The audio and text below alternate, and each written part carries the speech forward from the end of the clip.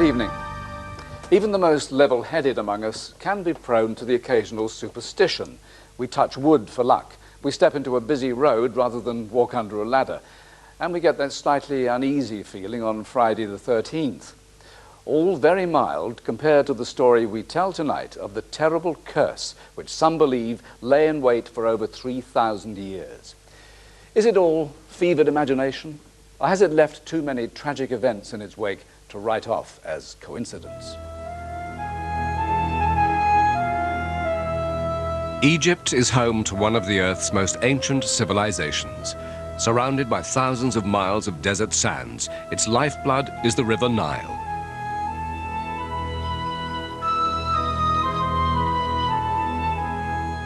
The priceless treasures of King Tutankhamun. Filling his tomb and antechambers are objects of breathtaking beauty.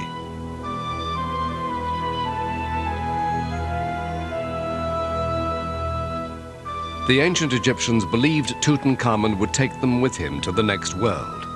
But when they left these artifacts behind, did they also leave something darker? Something which would strike at those who dared to disturb what rightfully belonged to their king. It is 1922, and for more than 30 centuries, no one has set foot into this secret place hidden below the sun-baked, inhospitable desert in the Valley of the Kings. But the sands of time are running out. Thousands of miles away in Hampshire is Highclere Castle, family seat of the 5th Earl of Carnarvon. His meeting with Egyptologist Howard Carter will quite simply make history. £1,000 and we don't have anything to show for it. But my lord, the tomb is there. And now we know where we should be concentrating our excavations. My lord, I believe the area will prove most fruitful. But one cannot go on searching forever. I cannot fund some impossible gamble. But my lord, think of the prize. And think how you would feel should it be another who makes the discovery, which you now most surely have earned. If you would permit Mr. Bethel to show you the search area more precisely. The Valley of the Kings. Yes, my lord. The East Valley.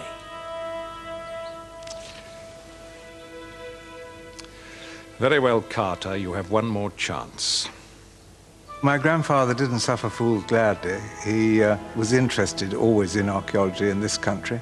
I think it was finding bits and pieces of funeral artifacts from Tutankhamun's grandfather that encouraged Carter to advise my grandfather that there were still one place which had never been dug at all. So in October, November 1922, they agree to have one final go at it. If it doesn't work this time, we'll never look again. The rest is history. I can only guess, but I imagine my grandfather was very excited when he received the telegram. From Carter. At last have made wonderful discovery in Valley. A magnificent tomb with seals intact. Recovered same for your arrival. Congratulations, Howard Carter. We found it. It was the most important find in the history of archaeology, in my view. The most complete pharaonic tomb that had ever been discovered. A bit like the moonshot, you know, in the 1960s. It had that sort of media attention. Carnarvon, in common with a lot of the aristocracy in the 1920s, who'd come out of the First World War, was very interested in spiritualism and in the occult. Upstairs in the East Anglia bedroom, there were said to be sort of seances and table rapping and that sort of stuff. It was here, during a séance, that Lord Carnarvon was warned that should he go into the tomb, he would be in grave danger. There was another supposed warning to Lord Carnarvon and the rest of the expedition when a famous novelist of the time, Marie Corelli, wrote to the Times in March 1923, claiming that the most dire punishment follows any rash intruder into a sealed tomb. Finish! Finish? But whatever the danger, no one would jib at this adventure. And what an adventure! A challenge to the psychic powers of the ages. Lord Carnarvon's 20-year-long quest finally ended on February the 17th, 1923, when he and Carter found themselves at the entrance to the burial chamber itself. This is what we've been working for. Yes! If he goes down in that spirit, I give him 6 weeks to live. Arthur Weigel was an ex-Egyptologist employed by the Daily Mail. So he started producing various stories, amongst which the story that Carnarvon went into the tomb with a broad grin on his face, and Weigel said, if he has that attitude, I doubt whether he'll last 6 weeks. Oh, this is what we've been working for.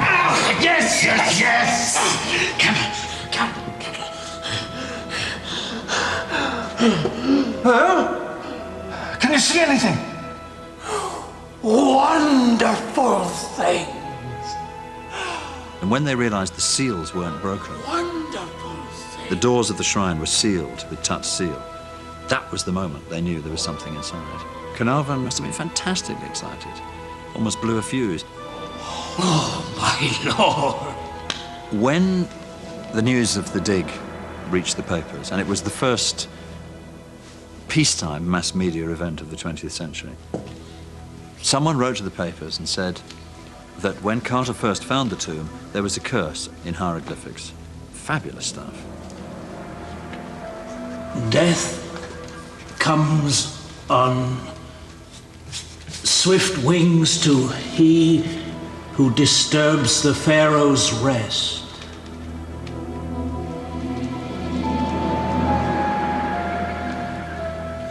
There's no doubt there was a curse on nearly all the pharaohs' tombs. As far as this particular tomb was concerned, it would have been the same. Carter had a pet canary in the Valley of the Kings, and the day the tomb was opened, a cobra got into his house and somehow managed to get into the cage, and the poor canary was eaten.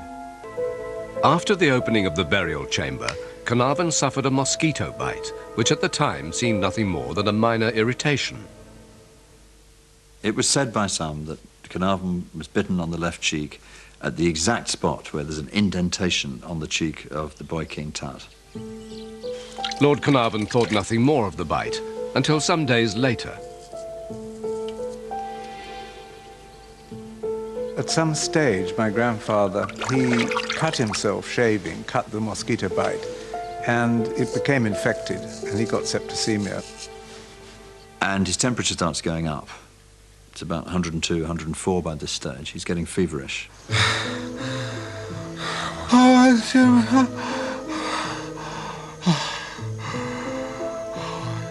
My father heard of my grandfather being very unwell as a soldier in India in the 7th Hussars, and he got permission to travel as fast as possible. Do you remember how those Italians ran like rabbits in Piave? Oh, yes, dear Papa, they did. They did. We should have shelled them and shot them like rabbits. Yes, I'm sure you're right. And immediately, of course, all hell breaks loose. Various things happen simultaneously. The strangest thing of the lot was the lights going out in Cairo at the time my grandfather died.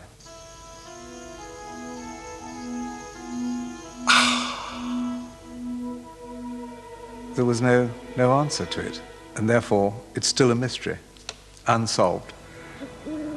My grandfather's Jack Russell, which he'd taken with him on all his other visits, and this time he'd left here at Highclere. At the same time, allowing for time change, let out a howl in the housekeeper's room and died.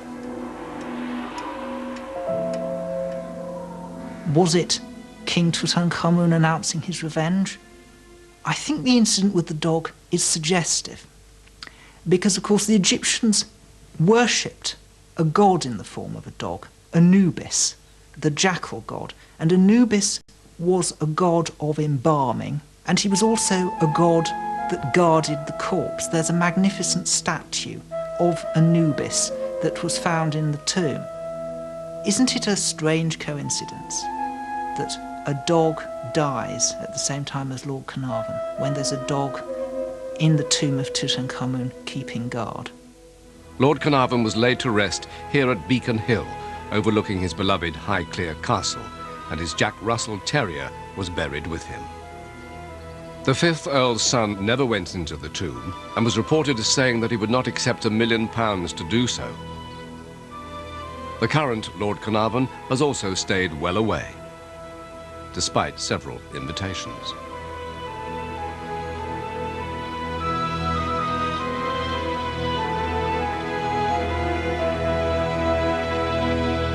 If the evil curse really exists, surely there'd be more victims. After all, Lord Carnarvon wasn't the only person responsible for raiding King Tutankhamun's treasury.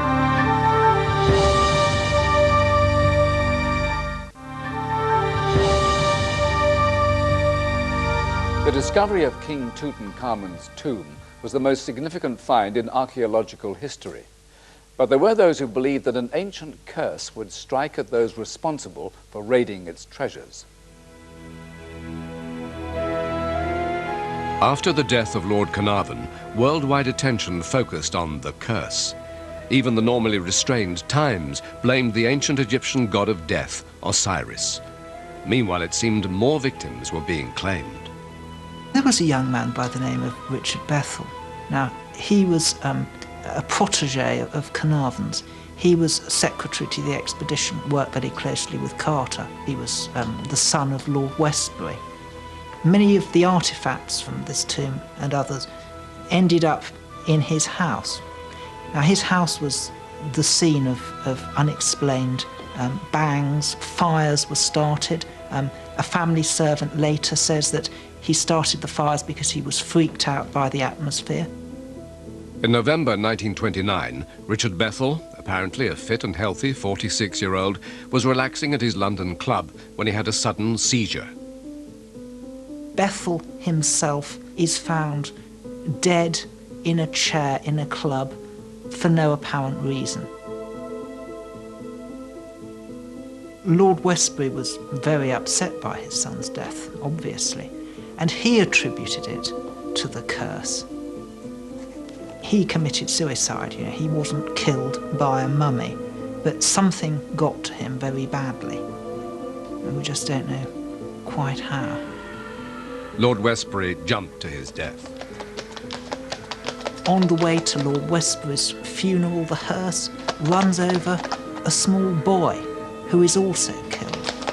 He had nothing to do with the expedition, but he was linked to it by this chain of causality and this chain of tragedy.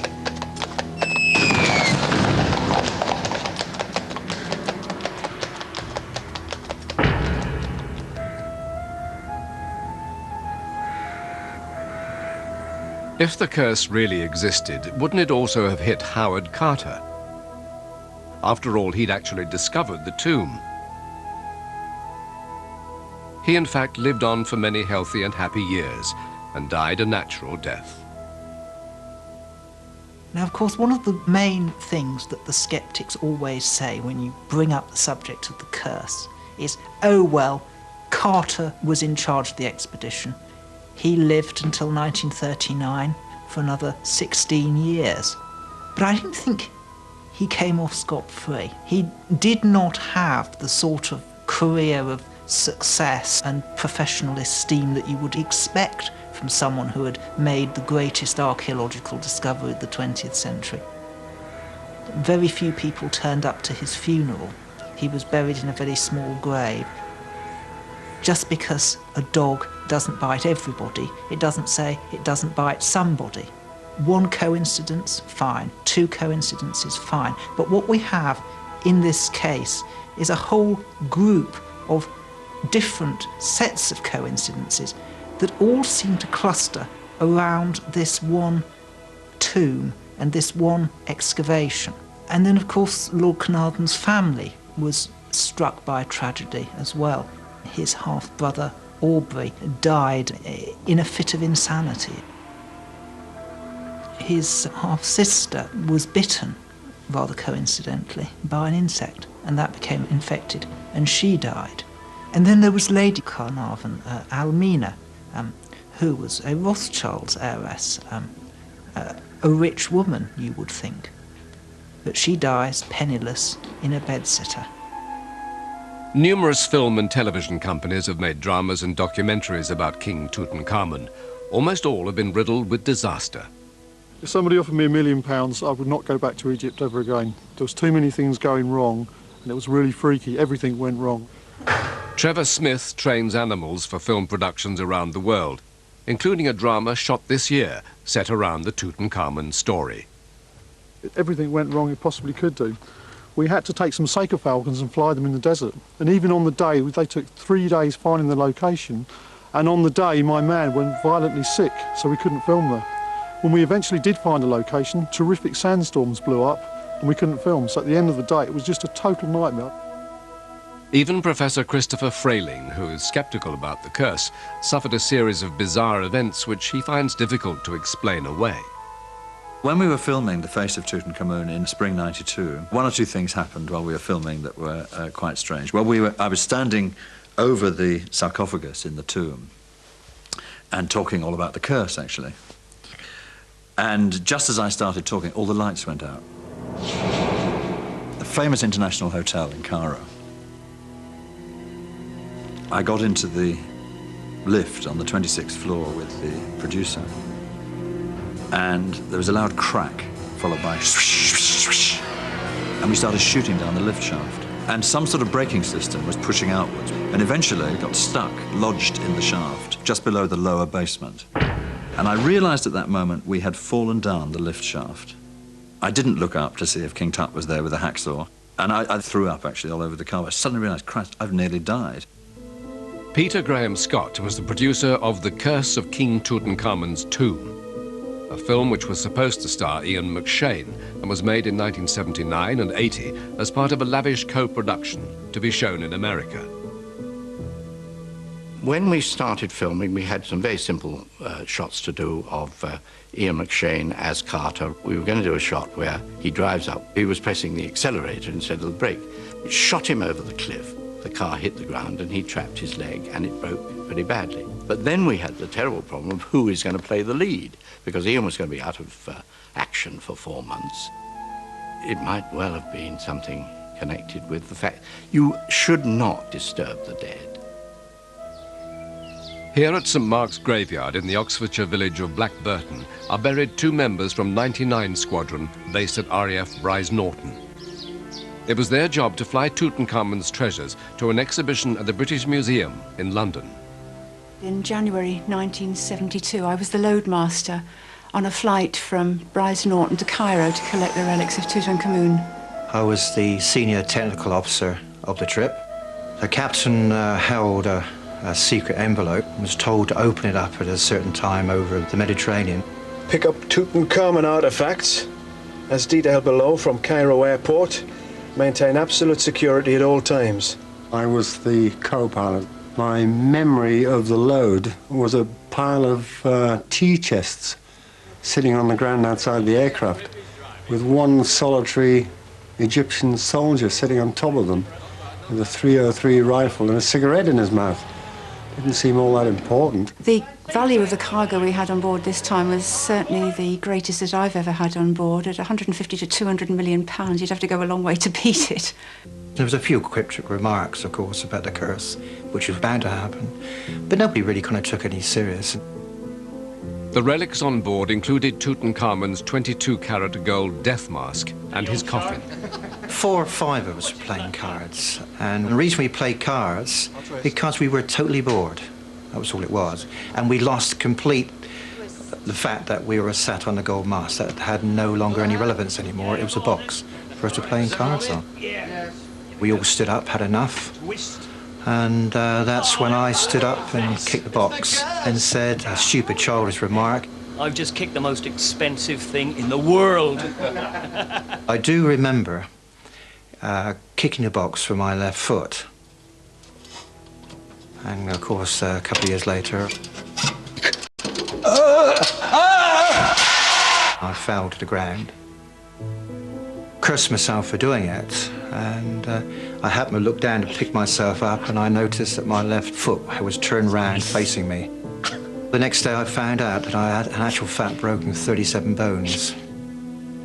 It was the same leg with which Ian had kicked the crate containing the death mask.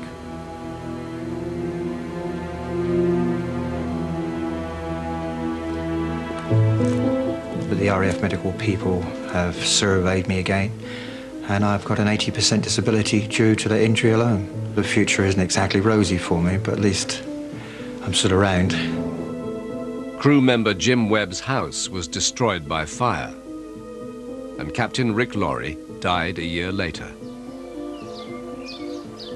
Also on board was Ian Lansdowne's best pal in the RAF, flight engineer Ken Parkinson. Ken was a very good friend of mine, and he died Friday the 13th of August 1978. Ken and myself were probably the closest friend I've ever had in my life. He was quite a fit man. He played rugby for the Air Force. Ken and Rick were in their early 40s, so naturally we were all surprised to hear two comparatively healthy people, both play sport very heavily, die so early. I think people begin to realize there is a possibility that there could be a curse, purely because of the number of people who've been involved in it. Archaeologists are still searching for other tombs in the Egyptian valleys.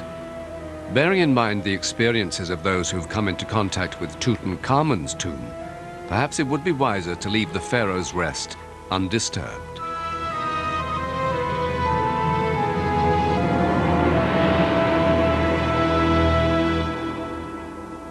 Just for the record, shortly after we began production on this particular program, our researcher was struck down by a sudden and inexplicable illness. It was the first time he'd had to see a doctor in 20 years. All he needed was to take a few pills and keep away from ancient tombs. I think I'll go home now. Good night.